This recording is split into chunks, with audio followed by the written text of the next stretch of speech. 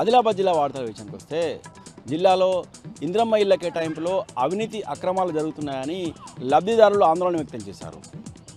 ఈరోజు జిల్లా కలెక్టర్ కార్యాలయానికి తరలివచ్చి ప్రజా ఫిర్యాదుల విభాగంలో జిల్లా కలెక్టర్కు పలువురు లబ్ధిదారులు ఫిర్యాదు చేశారు. తమ గ్రామాలలో అసలైన లబ్ధిదారులను పక్కన పెట్టి కేవలము కాంగ్రెస్ కార్యకర్తలకు అలాగే లంచాలు ఇచ్చిన వారికి మాత్రమే ఇళ్లను కేటాయించారని, తమకు ఇళ్లను కేటాయించలేదని లబ్ధిదారులు ఆవేదన వ్యక్తం చేశారు.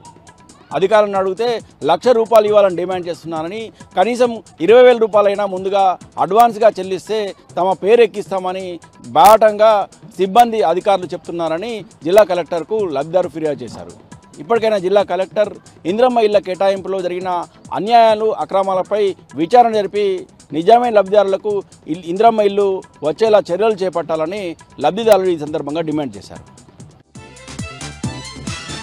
ఇక మరో వార్తా విషయానికి వస్తే ఉట్నూరు మండల కేంద్రంలోని ప్రభుత్వ ఆసుపత్రి ఏట అవుట్సోర్సింగ్ ఉద్యోగులు ఆందోళన చేపట్టారు. రాష్ట్ర వ్యాప్తంగా అవుట్సోర్సింగ్ కాంట్రాక్ట్ ఎంప్లాయీస్ అసోసియేషన్ ఆధ్వర్యంలో రాష్ట్ర కమిటీ పిలుపు మేరకు ఈరోజు ఉట్నూరు మండల కేంద్రంలో అవుట్సోర్సింగ్ ఉద్యోగులు కాంట్రాక్ట్ ఉద్యోగులు ఆందోళన చేపట్టారు.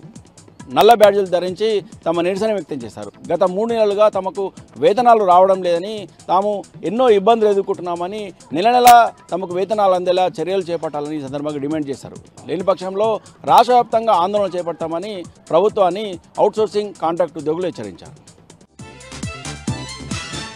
ఇక నిర్మల్ జిల్లా వార్తల విషయానికి వస్తే జిల్లాలోని పలు తండాలు గ్రామాలలో తాగునీటి కోసం జనం అల్లాడిపోతున్నారు.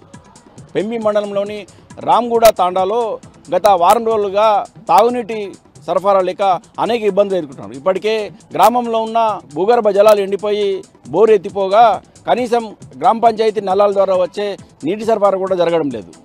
దీంతో గత వారం రోజులుగా ఈ రామ్గూడానికి చెందిన ప్రజలు నానా ఇబ్బందులు ఎదుర్కొంటున్నారు. పక్క గ్రామానికి వెళ్ళి తాము తాగునీటిని తెచ్చుకుంటున్నామని ఆందోళన వ్యక్తం చేశారు. ఇప్పటికైనా స్థానిక అధికారులు జిల్లా కలెక్టర్ వెంటనే స్పందించి తమ గూడానికి తాగునీరు సరఫరా జరిగేలా చర్యలు చేపట్టాలని ఈ సందర్భంగా గూడెం వాసులు డిమాండ్ చేశారు.